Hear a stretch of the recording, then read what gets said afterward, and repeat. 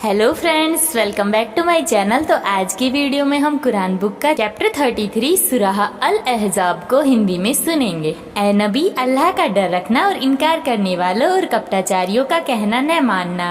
वास्तव में अल्लाह सर्वज्ञ तत्वदर्शी है और अनुकरण करना उस चीज का जो तुम्हारे रब की ओर से तुम्हें प्रकाशना की जा रही है। निश्चय ही अल्लाह उसकी खबर रखता है जो कुछ तुम करते हो, और अल्लाह पर भरोसा रखो और अल्लाह भरोसे के लिए काफी है। अल्लाह ने किसी व्यक्ति के सीने में दो दिल नहीं रखे, और न उसने तुम्हारी उन पत्नियों को जिनसे तुम जिहाद कर बैठते हो वास्तव में तुम्हारी माँ बनाया, और न उसने तुम्हारे मुंह बोले बेटों को तुम्हारे वास्तविक बेटे बनाए। ये तो तुम्हारे मुंह की बातें हैं, किंतु अल्लाह सच्ची बात कहता है और वही मार्ग दिखाता है।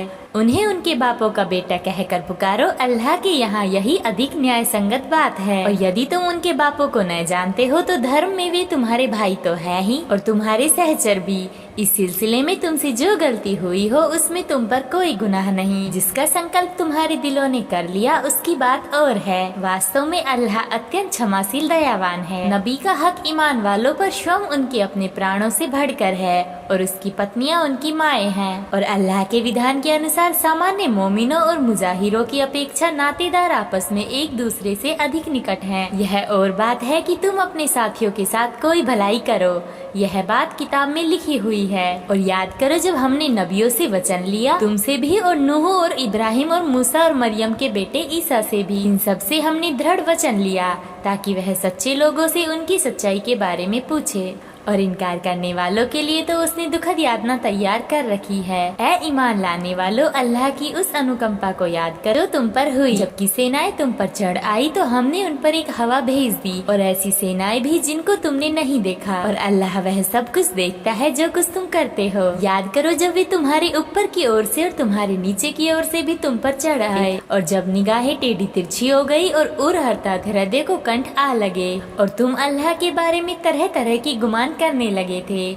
उस समय ईमान वाले आजमाए गए और पूरी तरह हिला दिए गए। और जब कपटाचारी और वे लोग जिनके दिलों में रोग है कहने लगे, अल्लाह और उसके रसूल ने हमसे जो वादा किया था वह तो धोखा मात्र था, जबकि उनमें से एक गिरोह ने कहा, ऐ यस्रीब वालों, तुम्हारे लिए ठहरने का कोई मौका नहीं, अतः लौट चलो। और उनका एक गिरोह नबी से यह कहकर वापस जाने की अनुमति चाह रहा था कि हमारे घर असुरक्षित है। यद्यपि वे असुरक्षित न थे, वे तो बस भागना चाहते थे।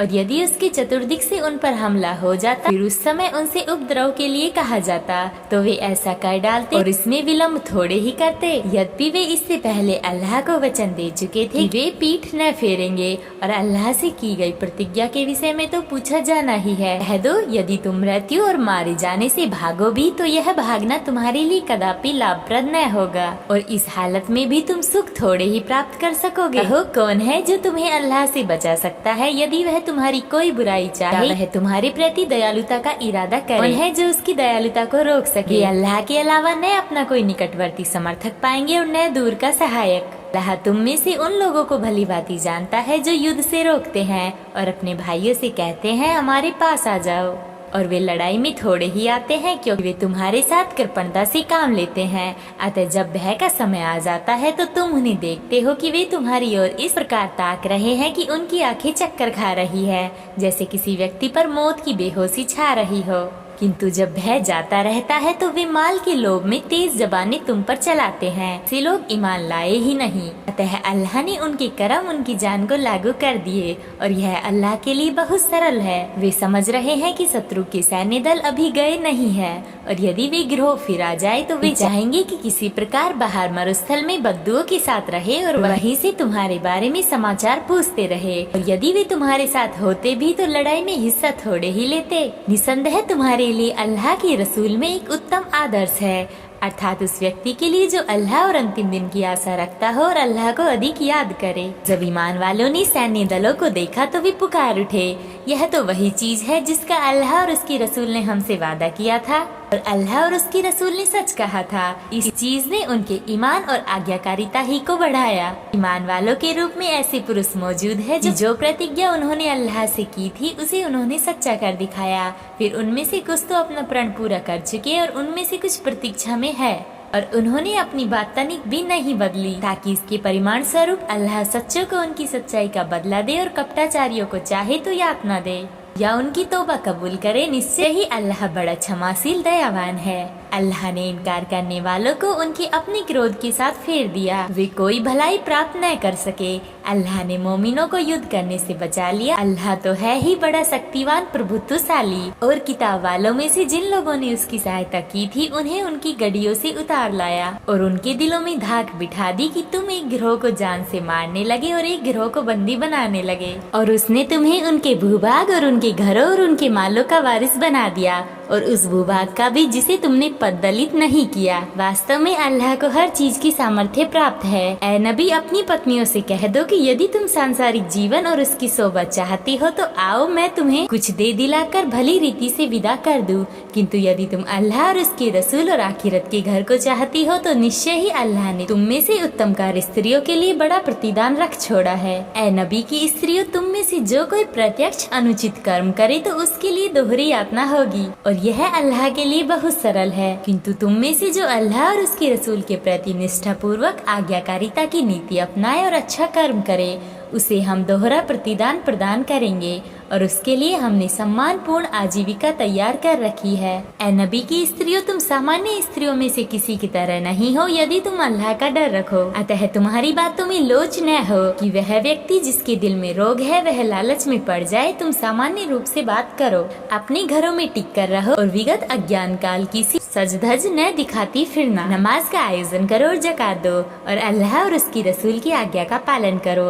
अल्लाह तो बस यही चाहता है कि ए नबी के घर वालों तुमसे गंदगी को दूर रखे और तुम्हें पूर्ण रूप से पाक कर दे। तुम्हारे घरों में अल्लाह की जो आयतें और तत्वदर्शिता की बातें सुनाई जाती है, उनकी चर्चा करती रहो। निश्चय ही अल्लाह अत्यंत सूक्ष्मदर्शी खबर रखने वाला है। मुस्लिम पुरुष और मुस्लिम स्त्रियां, ईमान लाने वाले पुरुष और ईमान लाने वाली स्त्रियां, निष्ठा पूर्वक आज्ञा पालन करने वाले पुरुष और निष्ठा पूर्वक आज्ञा पालन करने वाली स्त्रियां, सत्यवादी पुरुष और सत्यवादी स्त्रियां, धैर्यवान पुरुष और धैर्य रखने वाली स्त्रियां, विनम्रता दिखाने वाले पुरुष और विनम्रता दिखाने वाली स्त्रियां, सदका अर्थात दान देने वाले पुरुष और सदका देने वाली स्त्रियां, रोजा रखने वाले पुरुष और रोजा रखने वाली स्त्रियां, अपने गुप्तांगों की रक्षा करने वाले पुरुष और रक्षा करने वाली स्त्रियां, और अल्लाह को अधिक याद करने वाले पुरुष और याद करने वाली स्त्रियां। इनके लिए अल्लाह ने क्षमा और बड़ा प्रतिदान तैयार कर रखा है। न किसी ईमान वाले पुरुष और न किसी ईमान वाली स्त्री को यह अधिकार है कि जब अल्लाह और उसका रसूल किसी मामले का फैसला कर दे तो फिर उन्हें अपने मामले में कोई अधिकार शेष रहे। जो कोई अल्लाह और उसकी रसूल की अवज्ञा करे तो वह खुली गुमराही में पड़ गया। ए नबी, याद करो वह अवसर जब तुम उस व्यक्ति से कह रहे थे जिस पर अल्लाह ने और तुमने उपकार किया था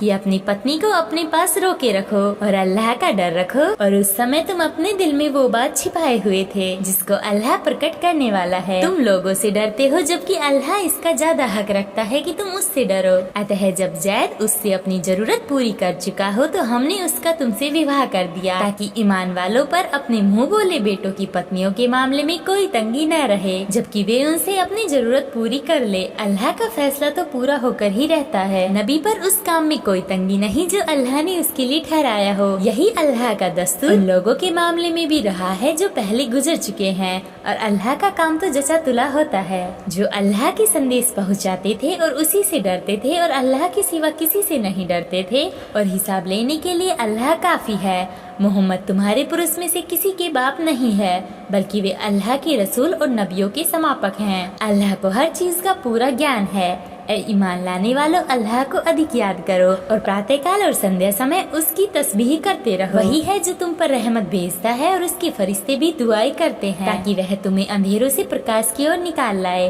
वास्तव में वह ईमान वालों पर बहुत दयालु है। जिस दिन वे उससे मिलेंगे उनका अभिवादन होगा, सलाम और उनके लिए प्रतिष्ठा में प्रदान तैयार कर रखा है। ए नबी, हमने तुमको साक्षी और शुभ सूचना देने वाला और सचेत करने वाला बनाकर भेजा है, और अल्लाह की अनुज्ञा से उसकी ओर बुलाने वाला और प्रकाशमान प्रदीप बनाकर। ईमान वालों को शुभ सूचना दे दो कि उनके लिए अल्लाह की ओर से बहुत बड़ा उदार अनुग्रह है, और इनकार करने वालों और कपटाचारियों के कहने में न आना। उनकी पहुँचाई हुई तकलीफ का ख्याल न करो, और अल्लाह पर भरोसा रखो। अल्लाह इसके लिए काफी है कि अपने मामले में उस पर भरोसा किया जाए। ऐ ईमान लाने वालों, जब तुम ईमान लाने वाली स्त्रियों से विवाह करो और फिर उन्हें हाथ लगाने से पहले तलाक दे दो तो तुम्हारे लिए उन पर कोई इद्दत नहीं जिसकी तुम गिनती करो। अतः उन्हें कुछ सामान दे दो और भली रीति से विदा कर दो। ऐ नबी, हमने तुम्हारे लिए तुम्हारी वे पत्नियां वैध कर दी है जिनके महक तुम दे चुके हो, और उन स्त्रियों को भी जो तुम्हारी मिल्कियत में आई, जिन्हें अल्लाह ने गनीमत के रूप में तुम्हें दिया, और तुम्हारी चाचा की बेटियां और तुम्हारी फूफियों की बेटियां और तुम्हारी मामुओं की बेटियां और तुम्हारी खालाओं की बेटियां जिन्होंने तुम्हारे साथ हिजरत की है, और वह ईमान लाने वाली स्त्री जो अपने आप को नबी के लिए दे दे, यदि नबी उससे विवाह करना चाहे। ईमान लाने वालों से हटकर यह केवल तुम्हारे ही लिए है। हमें मालूम है जो कुछ हमने उनकी पत्नियों और उनकी लड़कियों के बारे में उन पर अनिवार्य किया है ताकि तुम पर कोई तंगी न रहे। अल्लाह बहुत क्षमाशील दयावान है। तुम उनमें से जिसे चाहो अपने से अलग रखो और जिसे चाहो अपने पास रखो, और जिनको तुमने अलग रखा हो उनमें से किसी के इच्छुक हो तो इसमें तुम पर कोई दोष नहीं। इससे इस बात की अधिक संभावना है कि उनकी आंखें ठंडी रहे और वे शोकाकुल न हो, और जो कुछ तुम उन्हें दो उस पर वे राजी रहे। अल्लाह जानता है जो कुछ तुम्हारे दिलों में है। अल्लाह सर्वज्ञ बहुत सहनशील है। इसके पश्चात तुम्हारे लिए दूसरी स्त्रियां वैध नहीं, और न यह कि तुम उनकी जगह दूसरी पत्नियां ले आओ, यद्यपि उनका सौंदर्य तुम्हें कितना ही भाए। उनकी बात और है जो तुम्हारी लड़कियां हो। वास्तव में अल्लाह की स्पष्ट हर चीज पर है। ऐ ईमान लाने वालों, नबी के घरों में प्रवेश न करो सिवाय इसके कि कभी तुम्हें खाने पर आने की अनुमति दी जाए, वह भी इस तरह कि उसकी खाना पकने की तैयारी की प्रतीक्षा में न रहो। अलबत्ता जब तुम्हें बुलाया जाए तो अंदर जाओ, और जब तुम खा चुको तो उठकर चले जाओ। बातों में लगे न रहो। निश्चय ही यह हरकत नबी को तकलीफ देती है, किंतु उन्हें तुमसे लज्जा आती है। किंतु अल्लाह सच्ची बात कहने से लज्जा नहीं करता। और जब तुम उनसे कुछ मांगो तो उनसे पर्दे के पीछे से मांगो। यह अधिक शुद्धता की बात है तुम्हारे दिलों के लिए और उनके दिलों के लिए भी। तुम्हारे लिए वैध नहीं है कि तुम अल्लाह की रसूल को तकलीफ पहुंचाओ, और न यह कि उसके बाद कभी उसकी पत्नियों से विवाह करो। निश्चय ही अल्लाह की दृष्टि में यह बड़ी गंभीर बात है। तुम चाहे किसी चीज को व्यक्त करो या उसे छिपाओ, अल्लाह को तो हर चीज का ज्ञान है। न उनके लिए अपने बापों के सामने होने में कोई दोष है, और न अपने बेटों, न अपने भाइयों, न अपने भतीजों, न अपने भांजों, न अपने मेल की स्त्रियों, और न जिन पर उन्हें स्वामित्व का अधिकार प्राप्त हो उनके सामने होने में। अल्लाह का डर रखो। निश्चय ही अल्लाह हर चीज का साक्षी है। निसंदेह अल्लाह और उसके फरिश्ते नबी पर रहमत भेजते हैं। ऐ ईमान लाने वालों, तुम भी उस पर रहमत भेजो और खूब सलाम भेजो। जो लोग अल्लाह और उसके रसूल को दुख पहुंचाते हैं, अल्लाह ने उन पर दुनिया और आखिरत में लानत की है और उनके लिए अपमानजनक यातना तैयार कर रखी है। और जो लोग ईमान लाने वाले पुरुषों और ईमान लाने वाली स्त्रियों को बिना इसके कि उन्होंने कुछ किया हो आरोप लगाकर दुख पहुंचाते हैं, उन्होंने तो बड़े मिथ्यारोपण और प्रत्यक्ष गुनाह का बोझ अपने ऊपर उठा लिया। ऐ नबी, अपनी पत्नियों और अपनी बेटियों और ईमान लाने वाली स्त्रियों से कह दो कि वे अपने ऊपर अपनी चादरों का कुछ हिस्सा लटका लिया करे। इससे इस बात की अधिक संभावना है कि वे पहचान ली जाए और सताई न जाए। अल्लाह बड़ा क्षमाशील दयावान है। यदि कपटाचारी और वे लोग जिनके दिलों में रोग है और मदीना में खलबली पैदा करने वाली अफवाहें फैलाने से बाज न आए, तो हम तुम्हें उनके विरुद्ध उभार खड़ा करेंगे। फिर वे उसमें तुम्हारे साथ थोड़ा ही रहने पाएंगे। फिटकारे हुए होंगे, जहाँ कहीं पाए गए पकड़े जाएंगे और बुरी तरह जान से मारे जाएंगे। यही अल्लाह की रीति रही है उन लोगों के विषय में भी जो पहले गुजर चुके हैं, और तुम अल्लाह की रीति में कदापि परिवर्तन न पाओगे। लोग तुमसे क़यामत की घड़ी के बारे में पूछते हैं, कह दो उसका ज्ञान तो बस अल्लाह ही के पास है। तुम्हें क्या मालूम, कदाचित वह घड़ी निकट ही हो। निश्चय ही अल्लाह ने इनकार करने वालों पर लानत की है और उनके लिए भड़कती आग तैयार कर रखी है, जिसमें वे सदैव रहेंगे। न वे कोई निकटवर्ती समर्थक पाएंगे और न दूर का सहायक। जिस दिन उनके चेहरे आग में उल्टे पलटे जाएंगे, वे कहेंगे, क्या ही अच्छा होता कि हमने अल्लाह का आज्ञा पालन किया होता और रसूल का आज्ञा पालन किया होता। वे कहेंगे, ऐ हमारे रब, वास्तव में हमने अपने सरदारों और अपने बड़ों का आज्ञा पालन किया और उन्होंने हमें मार्ग से भटका दिया। ऐ हमारे रब, उन्हें धोरी यातना दे और उन पर बड़ी लानत कर। ऐ ईमान लाने वालों, उन लोगों की तरह न हो जाना जिन्होंने मूसा को दुख पहुंचाया, तो अल्लाह ने उससे जो कुछ उन्होंने कहा था उसे बरी कर दिया।